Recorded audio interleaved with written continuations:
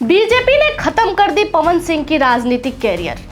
जी हां, बीजेपी के लोगों ने मिलकर पवन सिंह की राजनीतिक कैरियर पर ब्रेक लगा दिया है और कारण यह है कि शायद पवन सिंह को यह खेल समझ में नहीं आया। पवन सिंह जब लोकसभा चुनाव लड़ रहे थे तब उन्हें टिकट दिया गया था, लेकिन फिर टिकट वापस ले लिया गया। फिर पवन सिंह ने काराकाट से निर्दलीय चुनाव लड़ा और वो भी उपेंद्र कुशवाहा के विपक्ष में। जब उपेंद्र कुशवाहा के विपक्ष में वो चुनाव लड़े थे तब काराकाट के लोगों ने उन्हें बहुत सपोर्ट किया था कि नहीं, पवन सिंह के साथ बहुत गलत हुआ है। शायद लोगों को समझ में आ गया था कि बीजेपी पवन सिंह के साथ गलत कर रही थी, लेकिन ये बात चुनाव के दौरान पवन सिंह को भी समझ में आया था कि बीजेपी ने मेरे साथ गलत किया है। बाद में पवन सिंह को क्या हुआ पता नहीं, लेकिन उस समय पवन सिंह से तनिक भी ये उम्मीद नहीं था कि पवन सिंह वापस से बीजेपी में जाएंगे और वापस से बीजेपी के स्टार प्रचारक के रूप में लोगों के लिए प्रचार करना शुरू करेंगे, क्योंकि ये कहा जाता है कि पवन सिंह एक बार जिसको छोड़ देते हैं उसको छोड़ देते हैं। लेकिन यहाँ पर सीधा उल्टा दिखाई दिया। बिहार विधानसभा से पहले पवन सिंह बीजेपी के लोगों से मिलते हैं, आर.के. सिन्हा से मिलते हैं, इसके अलावा अन्य लोगों से मिलते हैं, उपेंद्र कुशवाहा से मिलते हैं, पैर छूते हैं और तस्वीरें सोशल मीडिया पर वायरल हो जाती है। फिर बातें ये चलती है कि चाहे कुछ भी हो जाए, भले ही वो बीजेपी में शामिल हो गए, वो सबके लिए प्रचार तो करेंगे, लेकिन उपेंद्र कुशवाहा के लिए नहीं करेंगे। वो रोहतास जिले में नहीं जाएंगे। लेकिन अंतकाल यही हुआ कि वो उपेंद्र कुशवाहा के लिए भी प्रचार करने गए और सासाराम में उन्होंने उपेंद्र कुशवाहा के वोट के लिए अपील भी किया। वहां के राजपूत समुदाय के लोगों ने नाराजगी भी जताई, ये कह के कि जिस व्यक्ति के खिलाफ लोकसभा में पवन सिंह उतरे उसी का साथ देने के लिए विधानसभा में चले आए। हम लोग तो अब कभी भी पवन सिंह को सपोर्ट नहीं करेंगे।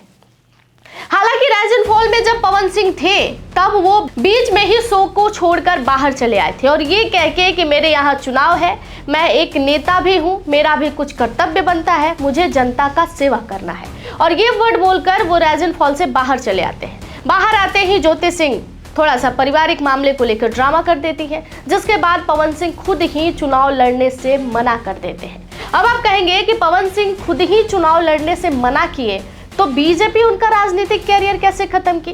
देखिए, जब लोकसभा चुनाव के बाद बीजेपी ने पवन सिंह को वापस से अपने पास बुलाया, अपनी पार्टी में शामिल किया, तो बीजेपी यदि चाहती तो बिहार सरकार में जैसे उपेंद्र कुशवाहा के बेटा को मंत्री बनाया गया, उस तरह पवन सिंह को भी बिहार में मंत्री का स्थान दिया जा सकता था, उनको एमएलसी बनाया जा सकता था, क्योंकि कुछ ही दिनों में अब एमएलसी का चुनाव भी होगा और पवन सिंह अगर बीजेपी चाहती तो पवन सिंह को एमएलसी भी बना सकती थी, बिहार सरकार में मंत्री का जगह भी दे सकती थी। हालांकि आप थोड़ा पीछे जाकर देखेंगे तो आपको ये पता चलेगा कि रवि किशन, निरहुआ और मनोज तिवारी, हालांकि निरहुआ अभी सांसद नहीं है, लेकिन मनोज तिवारी और रवि किशन लंबे समय से सांसद है, लेकिन लंबे समय से सांसद होने के बावजूद भी केंद्र में उन्हें कभी भी मंत्री का स्थान नहीं दिया गया। भोजपुरी के किसी भी स्टार को मंत्री का स्थान नहीं दिया गया, चाहे वो अपने क्षेत्र में कितना भी काम करे, कितना भी विकास करे, कितना भी पैसा रख ले, लेकिन उन्हें मंत्री नहीं बनाया गया। यदि अब बीजेपी चाहती तो बिहार में कम से कम पवन सिंह को मंत्री का स्थान दे देती और इससे कारण ये होता कि पवन सिंह की राजनीतिक कैरियर थोड़ा सेफ हो जाता।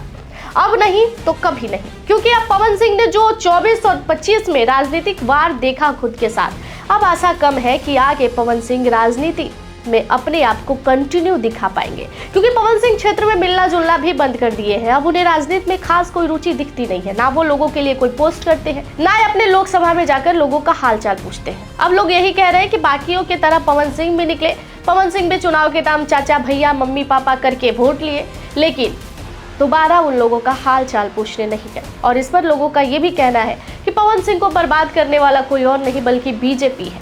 पवन सिंह के राजनीतिक कैरियर को यहीं पर ठप करने वाला कोई और नहीं बल्कि बीजेपी है।